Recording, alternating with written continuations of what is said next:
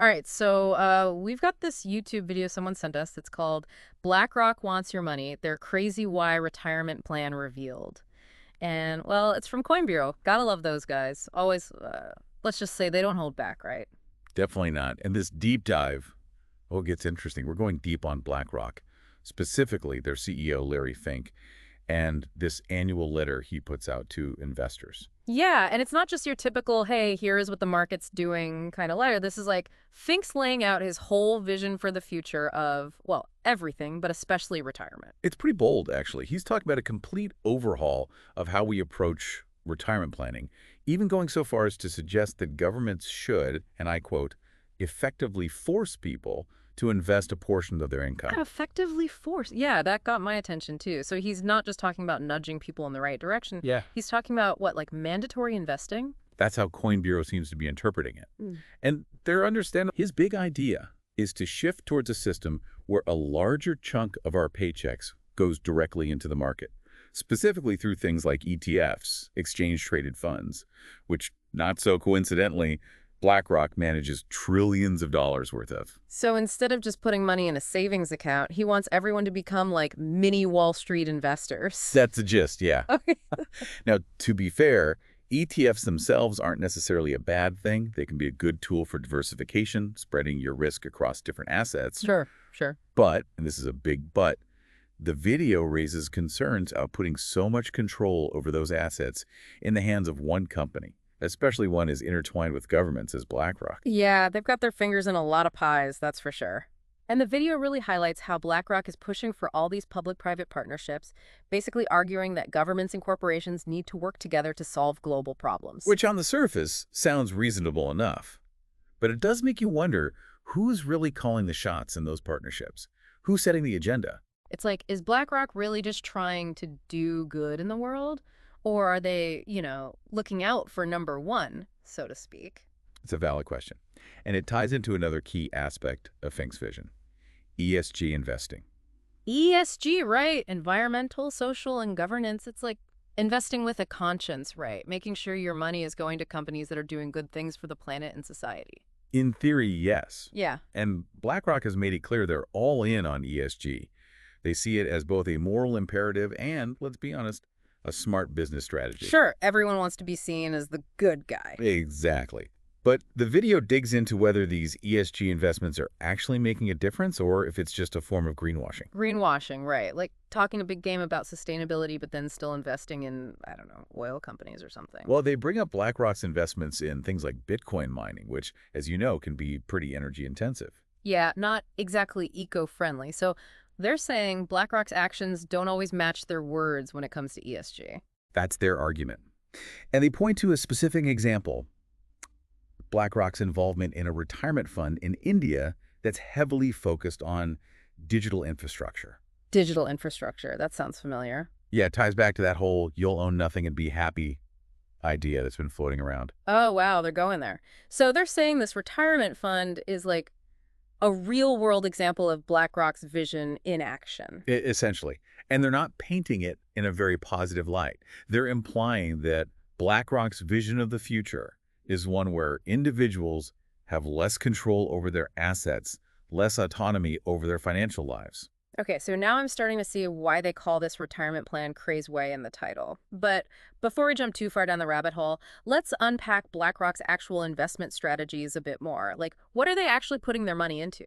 Well, one area they highlight is infrastructure.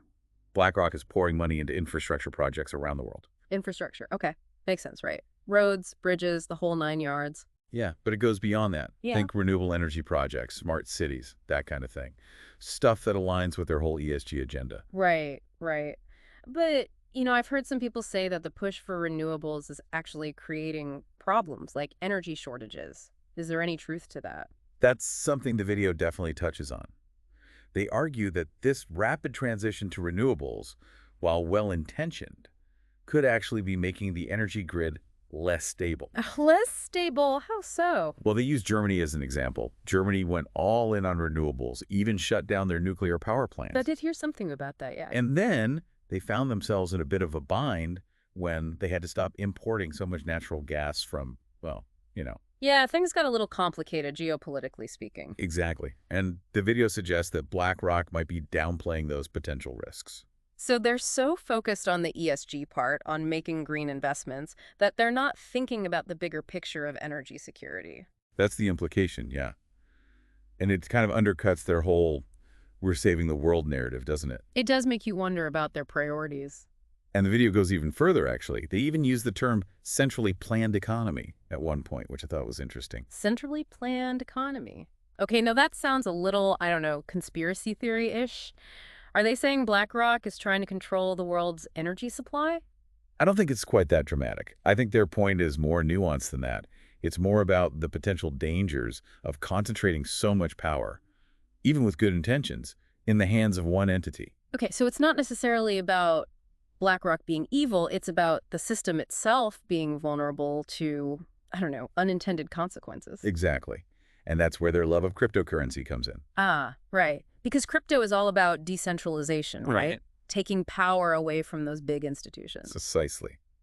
They argue that crypto, with its transparency and individual control, offers a potential counterbalance to BlackRock's vision of a more centralized financial system. So in their view, it's not just about like making money off Bitcoin or whatever. It's about having more options, more control over your own financial destiny. Exactly. They even highlight some of the ESG-focused crypto projects that are out there, although they admit that even within the crypto space, it's not all sunshine and roses. Yeah, there are always trade-offs, right? No perfect solution. Exactly. And that's an important takeaway from all of this. There's no magic bullet, no one-size-fits-all answer. Okay, so for someone listening to this, trying to wrap their head around all of this, what are the key takeaways? What should they be thinking about as they plan for their own financial future? Well, I think the first one is don't underestimate BlackRock's influence. They're a major player on the global stage, and their decisions have ripple effects. Right, like it's not just about whether you agree with their investment strategy, it's about understanding the kind of world they envision. Exactly. And second, be wary of any single narrative, especially when it comes to complex issues like ESG investing. Do your own research, look at it from different angles. Don't just take anyone's word for Well, it. put all your eggs in one basket, literally or figuratively. Exactly. Diversification is key. And finally, and this is important, remember that you have agency. You have a voice. You have choices. Don't let BlackRock or any other institution dictate your financial future. It's about being an active participant, not a passive consumer, right? Both in terms of your own finances and in shaping the bigger picture. Couldn't have said it better myself. Okay, I like it. Yeah. That's a good, empowering note to, well, not quite end on because I know you've always got that final thought brewing. Always. So we've talked a lot about BlackRock's vision of the future, but what if we flip the script a bit? What if, instead of looking to a massive company like BlackRock to build a more sustainable, equitable future, we focused on empowering individuals and communities to invest in themselves? Ooh, I like where you're going with this. Like, what if we put as much energy into building local sustainable economies as we do into, debating the merits of ESG investing on a global scale? Exactly. What if we explored new models of ownership, new forms of community investment, new ways of using technology to create a future that works for everyone, not just those at the top? Now, that's a revolution in retirement planning I can get behind. It's not just about securing our own financial future, it's about creating a world where everyone has the opportunity to thrive. And that's a future worth investing in, both literally and figuratively. Boom, mic drop. Okay, I think we're officially done here. To our listener, thank you for taking this deep dive with us. We hope it's given you plenty to think about. Until next time, keep asking those tough questions and keep exploring those alternative paths. So, listener, we've really gone deep on this one, haven't we? BlackRock, Larry Fink, this whole vision of the future they're painting, it's a lot to unpack. It really is. Yeah. And I think it's easy to feel a bit overwhelmed by it all, Like these massive forces are at play shaping the world, and we're just along for the ride. Totally. But, and maybe this is just me, I don't get a sense of doom and gloom from the video. It's not like they're saying, give up all hope, the robots are coming for your retirement funds. No, not at all. And that's actually something I appreciate about their approach. They're not just pointing out problems, they're offering a way to, well, not necessarily solve them, but at least engage with them. Okay, so practically speaking, what does that look like? What can someone listening to this actually do to navigate this whole situation? Well, I'd say the first and most important thing is to stay informed. Don't just take anyone's word for it, not even ours. Go back to the source, watch the video yourself, read Larry Fink's letter, form your own opinions. Exactly. And it's not just about this one video or this one company. It's about being willing to dig deeper, to question things, to seek out different perspectives. That's how we become more informed decision makers, whether it's about our money or, anything else. Absolutely.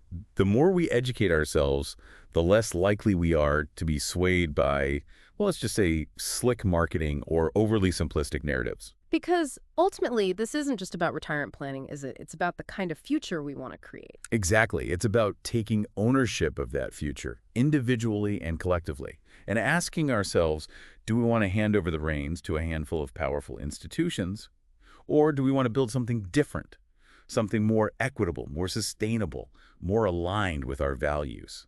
Those are some big questions right there. But hey, that's what deep dives are for, right? To get us thinking, to spark those conversations, to challenge our assumptions. Precisely. So, to our listeners, thank you for joining us on this journey. Keep asking those tough questions, keep exploring those alternative paths, and until next time, stay curious.